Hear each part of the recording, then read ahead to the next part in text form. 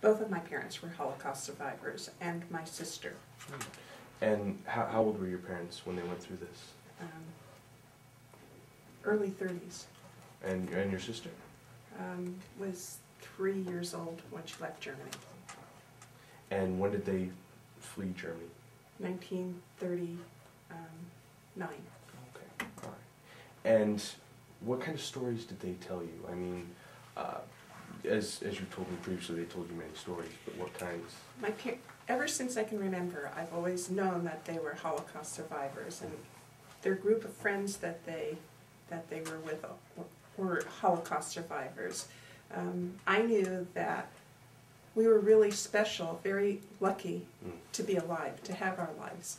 My father and my uncle, my mother's brother, were picked up on Kristallnacht and taken off to concentration camp. My family was well-to-do in Germany. My grandfather had a manufacturing plant of like cordials and brandies and that type of thing. My uncle was a judge in Germany. Wow. And my mother, this was early on in Germany, so with enough money you could buy your way through. After my uncle and my dad was in concentration camp, Buchenwald, for 6 months, my mom was able to buy them out. And with the promise that they would leave immediately, leave Germany. And that's when they fled to the United States? So SS watched them pack because they weren't able to take any valuables with them. They couldn't, you know, if there was luggage that had pockets or anything, they would confiscate anything. So there wasn't really anywhere in the world for refugees to go because no one was taking them. They couldn't go to England. I mean, they had money to go wherever they wanted, but nowhere in the world you could go in. You couldn't get into America. You couldn't get into England. You couldn't go anywhere. The only place that they could go to was Shanghai, China. So they needed to take a ship to Shanghai, but they were way inland. Their part of Germany is now Poland. So they had to take a train to Milan to catch the ship in Milan. And the sad part was their luggage never made it with them. So they only had the clothes on their back? Yeah. They had enough luggage and everything packed because they knew that they would be in China for a few years. So, and they knew that my sister would be growing, so they had packed enough clothes that she could grow into. There was nothing there. Then the sad part was in China, then once they were there, the Chinese regarded the refugees as white devils. So they were lower class than coolies, and they lived in very, very below poverty. My mom had to make charcoal from coal dust, not even charcoal, coal dust. And she'd grown up she had a pretty golden life when she was growing up. They had a cook, they had a maid, they had a butler, So there was this heavy transition from... Very heavy transition. And they persevered through it. I mean, they really made it through it. And my dad would sell whatever he could. My dad was always a salesman, and he sold whatever he could. Even if it was rancid butter, he sold rancid butter. Did what he could to keep you guys alive. Yes. Then the Pacific War broke out. Things got maybe a little better for them because the U.S. Army came around and helped a lot of people. My dad became very friendly with the motor pool at the U.S. Army, and he even became a driver and even drove Madam Shanghai Czech around. So they became really good friends with soldiers and sailors, and so they got a little more food then. And the Red Cross finally came in and really helped my parents because we have relatives in New York who were never supporting my parents in trying to get them a visa to the U.S. There were 3 different attempts, and they wouldn't do it because other people were trying to get in as well.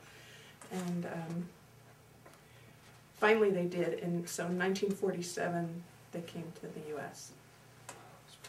It's a very impressive story. Yeah. What was it like growing up with these stories? I mean, I mean, you've had to have heard a lot. I mean, how was it, I mean, to you? Having always heard it, I was used to it, but I was always amazed and very, even as a child, really proud that my parents could come through such horrible times. Yeah. And that when they came into one of the stories that really, really impresses me most is when they came into the U.S. They came in, it was early June. They were on a ship. They came in through the Golden Gate. It was early morning. The sun was shining on the Golden Gate, and my mom was like thrilled to be here. She said, I don't ever want to leave here. And they had the expectation that they were supposed to go back east to the relatives who never wanted them there because they were the sponsors. So that was what they were supposed to do. And my dad said, nah, we're not ever leaving here. He says, we're going to stay right here in San Francisco. And we're going to be, you'll see, if I could support us in China and we survived, think of the life we are going to make here in San Francisco. Land of opportunity, they kind of and proved it. They did. He had his own little furniture business. He was really well respected in the community, and he was in a Jewish soccer organization and sponsored lots of young men, like from England, like my brother-in-law, to come over and play soccer for their team, and then even gave them scholarships to college, to University of San Francisco. So he became somewhat of a philanthropist. Yeah. And really in a little way, yeah. Yeah. Oh. I was very, very proud of my parents. Did that carry on in your later years too? Also? Very much so. Very much so. My husband and I have one daughter. We would have liked to have had more children, but we very much instilled in her Judaism and staying true to your faith and believing in your faith and knowing that we survive and we can survive anything. Has what happened to your parents and what they told you, has that affected your faith at all? Absolutely.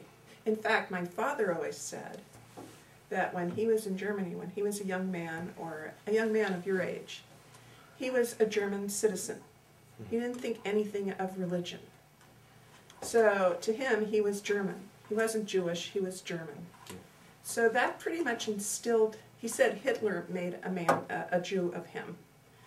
And that pretty much instilled that in myself. You know, I'm an American. Yes, I'm an American, but I'm a Jewish American. Very good. Very good. If there's one central message revolving around this event that happened many years ago that you could give to a generation like mine, what would it be? Always remember, always listen to history. History repeats itself. Be aware of what's going to happen. Watch what's going on around you. Never forget. Never forget. Very good. Thank you. Thank you. Thank you very much. Thank you. Good.